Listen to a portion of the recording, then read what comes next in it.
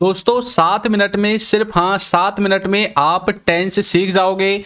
अपनी ज़िंदगी के केवल 7 मिनट इस वीडियो को देखिए और आपको टेंस बिल्कुल क्लियर हो जाएंगे।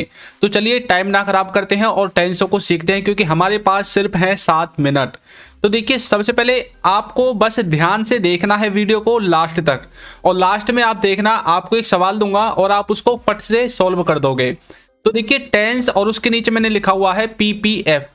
टेंस, इसका मतलब है कि टेंस को 3 भागों में बांटा गया है, प्रेजेंट, पास्ट और फ्यूचर। अब देखिए, ये जो टेंस है इनमें प्रेजेंट, पास्ट और फ्यूचर को अलग से 4 भागों में डिवाइड किया गया है, जिन्हें आप पहले से जानते हैं, फिर भी हम एक बार इन्हें देख लेते हैं। तो ये जो 4 भाग हैं, इनमें से एक है इंडेफिनिट टेंस, एक है कंटिन्यूअस टेंस, एक है परफेक्ट टेंस और एक है आपका परफेक्ट कंटिन्यूअस टेंस। अब जो ये इंडेफिनिट टेंस है और कंटिन्यूअस टेंस है और परफेक्ट टेंस है और परफेक्ट कंटिन्यूअस टेंस है, इन चारों को ही हम एक एक बार अच्छे से समझ लेते हैं कि इनका आखिर मतलब है क्या।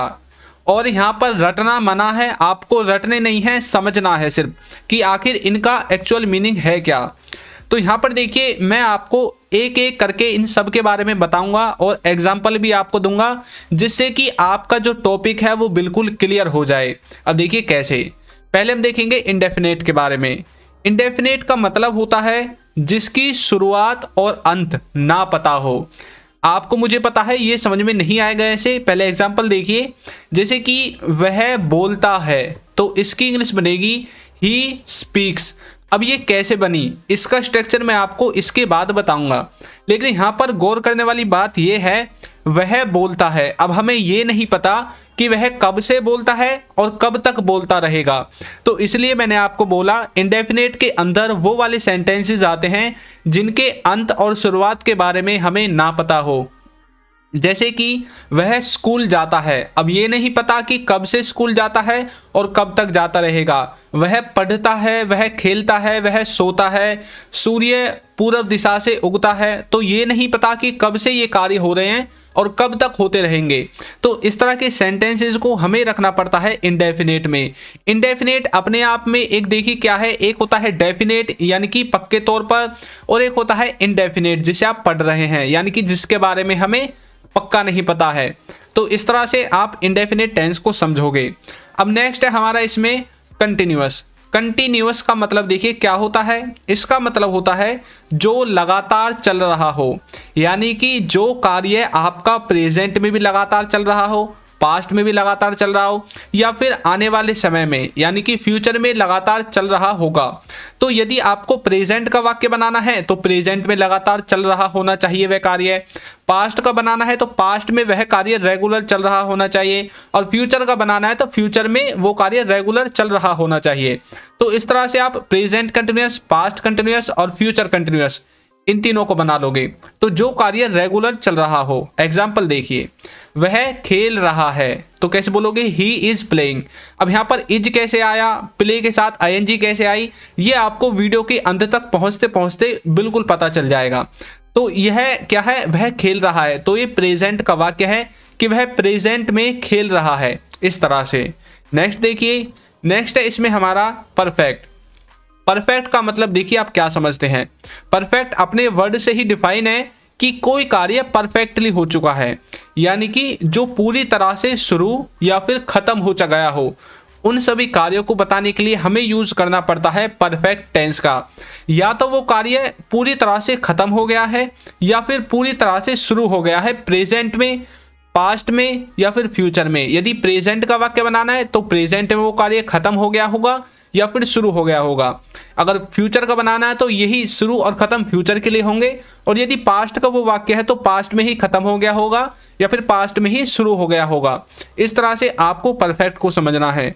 अब देखिए कैसे, वह खा चुका है, तो इसकी जो इंग्लिश बनेगी ही हैज ईटन, वह खा चुका है, इस तरह से।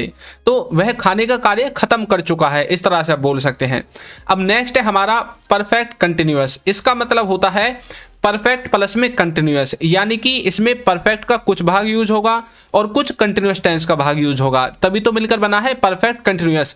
यानी कि परफेक्टली पास्ट में या प्रेजेंट में शुरू भी हो चुका है और वो कंटिन्यूटी में भी है। जैसे कि वह सुबह से खेल रहा है। अब यहाँ पर क्या है, उसने ये कार्य पास्ट में यानी कि सुबह शुरू कर दिया और अब भी यह चल रहा है, कंटिन्यूअस में है। तो कैसे बोलोगे, he has been playing since morning. इस तरह से आप इसे समझोगे। तो यानी कि जब कोई कार्य पास्ट से शुरू हो या फिर प्रेजेंट से ही शुरू हो, यदि प्रेजेंट का वाक्य है, पास्ट का वाक्य है तो पास्ट से शुरू होगा और रेगुलर चल रहा है, तब आपको यूज करना है परफेक्ट कंटिन्यूअस का। तो आपको ये चारों चीजें अच्छे से समझ में आ गई हैं। अब हम बात करते हैं इनके स्ट्रक्चर के बारे में। तो देखिए, इनके स्ट्रक्चर में आपको मैंने एक स्क्रीन पर दिखा दिया है, एक जो टेबल है यहाँ पर, पहला है स्ट्रक्चर और दूसरा है हेल्पिंग वर्ब। अब जो स्ट्रक्चर है इसमें सिंपल टेंस में ये वाला स्ट्रक्चर यूज होगा, यदि आपको नेगेटिव बनाना है तो ये वाला स्ट्रक्चर यूज होगा, और यदि आपको इंटरोगेटिव बनाना है तो आपको इस वाले स्ट्रक्चर को यूज करना है, और इंटरोगेटिव नेगेटिव के लिए इस वाले स्ट्रक्चर को यूज करना है। अब यहाँ पर मैंने लिख रखी है helping verb, subject, verb, object. तो सब्जेक्ट वो होता है जो कार्य को करता है, वर्ब वो होगी जो कार्य आप करोगे, और ऑब्जेक्ट वो होगा जिस पर सब्जेक्ट कार्य करेगा। और हेल्पिंग वर्ब मैंने नीचे लिखी हुई है, प्रेजेंट के लिए ये वाली, पास्ट के लिए ये वाली, और फ्यूचर के लिए ये वाली हेल्पिंग वर्ब यूज होगी। अब यहाँ पर ऊपर लिखा हुआ है इंडेफिनेट V1, तो इंडेफिनेट टेंस में वर्ब की फर्स्ट फॉर्म, कंटिन्यूअस में लिखा हुआ है V1 प्लस ing, तो कंटिन्यूअस में वर्ब की फर्स्ट फॉर्म के साथ ing, और परफेक्ट में लिखा हुआ है V3। तो इस तरह से आप इसे बनाओगे। अब नीचे मैंने इनका स्ट्रक्चर लिख दिया है कि आपको किस तरह से इन्हें यूज करना है। तो सब्जेक्ट आपको पता चल गया, हेल्पिंग वर्ब पता चल गई, वर्ब पता चल गई, ऑब्जेक्ट पता चल गया। अब ये किस किस के साथ यूज होंगे, तो यहाँ पर देखिए, जो थर्ड पर्सन सिंगुलर है उसके साथ, यानी कि ही, सी, इट, और किसी व्यक्ति का नाम, इसके साथ यूज होगा इज, वाज, हैज और डज। ये चारों इन सब के साथ यूज होंगे। और डिड, हैड और विल, इनको आप सब के साथ यूज कर सकते हैं। तो इस तरह से आप इसके स्ट्रक्चर को समझोगे। अब आपके समझ में आ गया होगा कि किस तरह से इसका स्ट्रक्चर बनता है। अब मुझे पता है कि आपको अच्छे से टेंस समझ में आ गए हैं, और अब मैं आपकी प्रैक्टिस के लिए एक सेंटेंस आपको देता हूं। तो देखिए क्या है वो, वह स्कूल जा रहा है। तो इसको आपको सॉल्व करके कमेंट बॉक्स में आंसर देना है कि ये कौन से टेंस का है और इसकी इंग्लिश क्या बनेगी। तो सीख गए ना आप, सिर्फ 7 मिनट में टेंस आपको बिल्कुल क्लियर हो गया होगा। मैंने आपको रटवाया नहीं है, सिर्फ समझाया है।